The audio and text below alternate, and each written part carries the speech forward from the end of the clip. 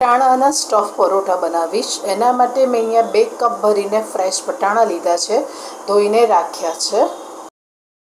Gas ચાલુ કરી દીધો છે. આમાં 2 થી 3 ચમચી જેટલું પહેલાં તેલ લઈશું. તેલ ગરમ થવા દઈશું.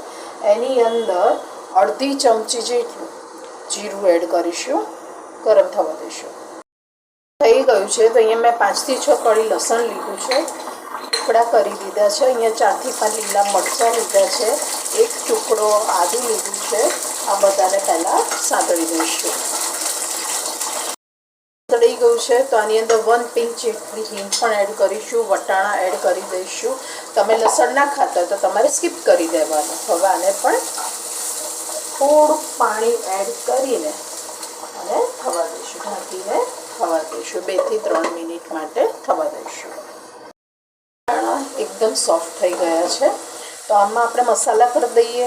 તો 1 ચમચી જેટલું મીઠું, 1 ચમચી જેટલું લાલ મરચું પાવડર, અડધી ચમચી હળદર, 1 ચમચી ધાણા જીરું, 1 ચમચી જીરા પાવડર, શેકેલા જીરા પાવડર આવે ને એ, અડધી ચમચી ગરમ મસાલો અને અડધી ચમચી ચાટ મસાલો.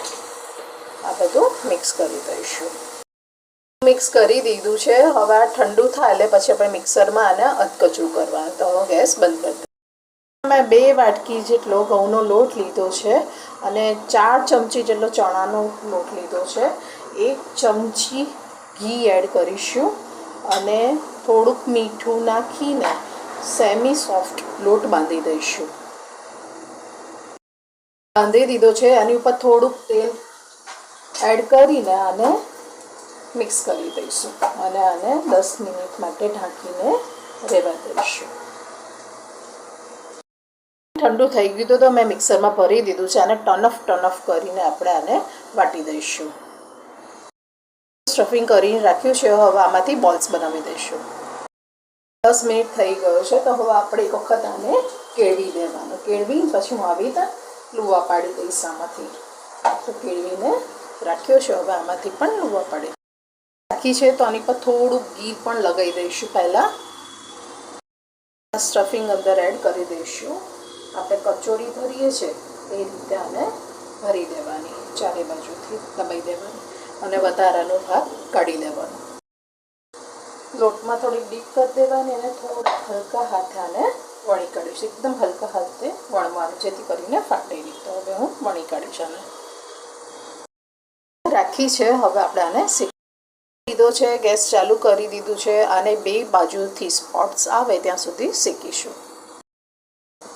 હવે બીજી બાજુ પણ શેકીશું. ઘી કે તેલથી પણ તમે કરી શકો છો. હું ઘી લગાવું છું. એકદમ ક્રિસ્પી ને એવા સરસ લાગશે. આ રીતે 2 બાજુ થવા દઈશું. વટાણાના સ્ટફ પરોઠા બનીને રેડી છે. કેવા સરસ થયા છે. આવી રીતે બીજા પણ બનાવી દઈશ.